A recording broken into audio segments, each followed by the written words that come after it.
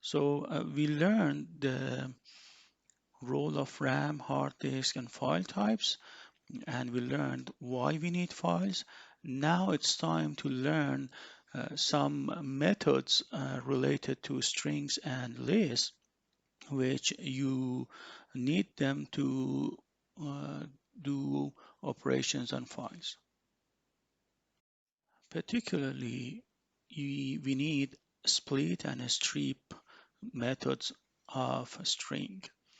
Split returns a list of strings after breaking the given string by the specified separator. You see here we have a string which includes 1, comma 2, comma 3. If you put a dot and then use a split as a method for this string, and you provide the argument comma as the character that should be used for splitting this string, it returns a list of strings. It removes all commas, and then you would see 1, 2, and 3 as three different elements. Split also has a default separator. That means that if you don't provide an argument like comma in the previous uh, command, it assumes that you want the split to be done based on white spaces. That means blank space, tab, and enter, or backslash n, which means next line.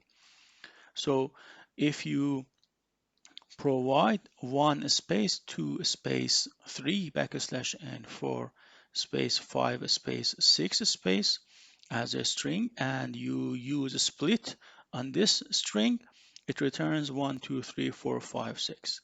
However, if you have 1, 2, 3 backslash n, 4, 5, 6 as the string, and then you use a split on that, it returns 1, 2, 3, and 4, 5, 6. The strip method removes any leading or trailing characters, any spaces at the beginning, or perhaps, for example, any spaces at the end. Uh, so a space is the default leading characters to remove. So in this case, you see if we have a string such as 3 space 1 space 2 space 3 backslash n space, and then we use a strip on this uh, string, it removes the spaces at the beginning of the file and backslash n and a space at the end of the string. However, the spaces between 1 and 2 and 2 and 3 are left untouched. Note that strip can also get an argument and remove that from the beginning and end of the file, for example, comma or backslash n or anything, So you can give that as an argument to the strip, and still will remove that for you. You also need append, which is a method of list.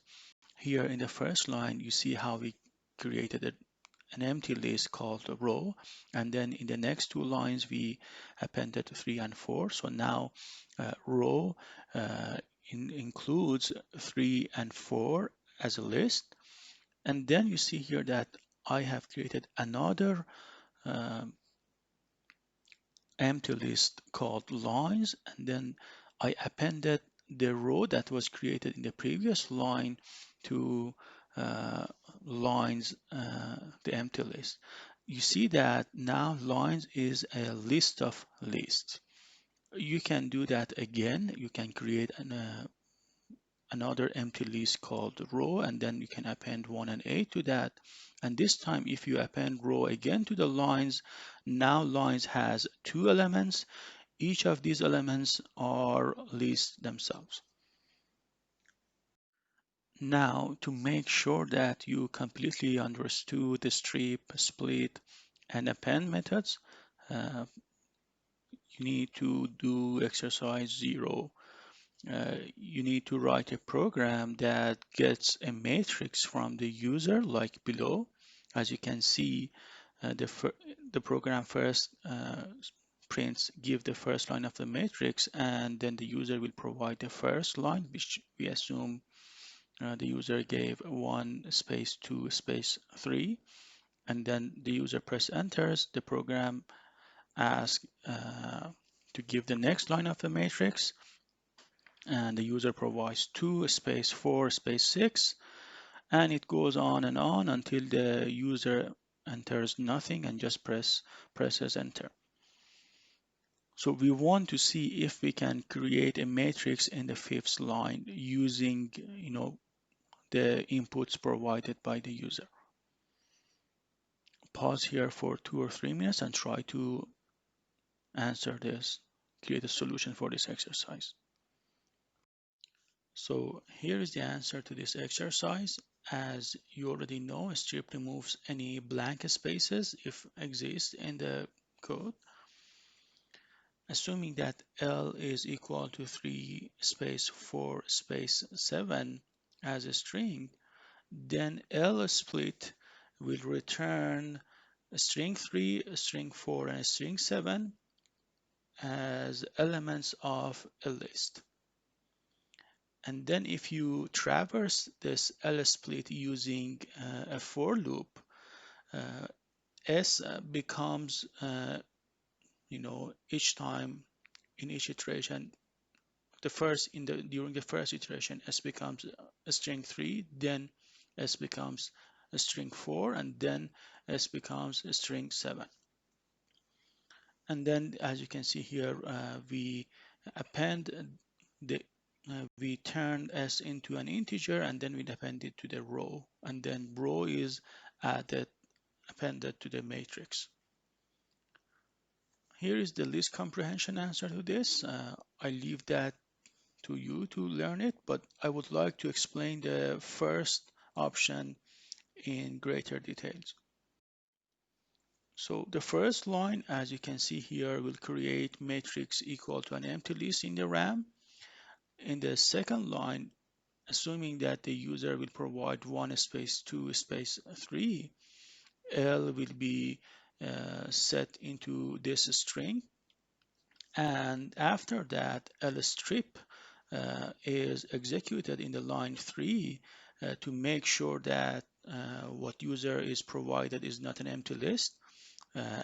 So strip will remove any \n's or anything like that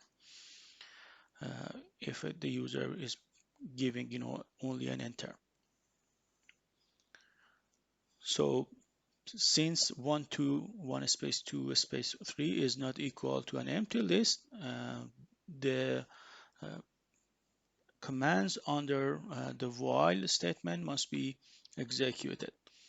So row becomes an empty list in line 4, then line 5 and 6 are executed, which as I just mentioned, lsplit returns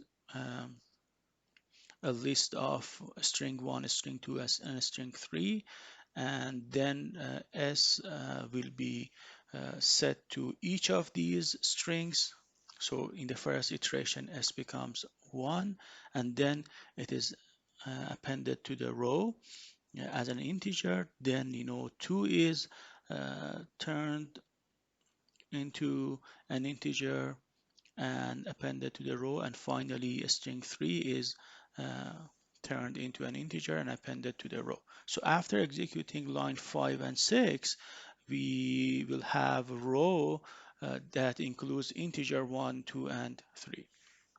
And after that, in line 7, matrix will be updated by adding row, by appending what's inside a row to matrix. So matrix is a list of lists now.